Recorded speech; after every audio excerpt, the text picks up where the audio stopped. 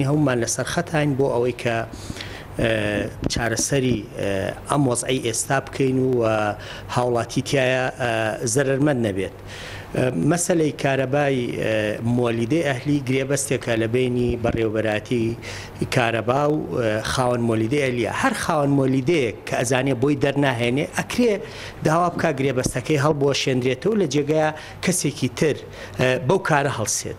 لە کاتێکە هەمومان نەزانین کە خەڵک بە بارودۆخێکی ئابووری زۆر خراپە تێپەڕێ، زۆربەی جیرفانەکان بەتاڵن.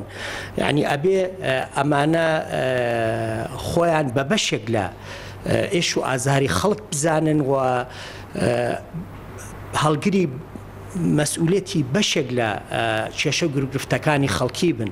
ڕاستە ئەوان سندیکای مۆلیدە ئەهلیەکانن، حەقی خۆیانە داکۆکی لە مافی خاوەن مۆلیدە ئەهلیەکان بکەن، بەڵام لە هەمان کاتیشە ئەرکێکی تریشان ڕوبەڕووەکە بێتەوە کە ئەویش داکۆکیکردنە لە مافی گشتی.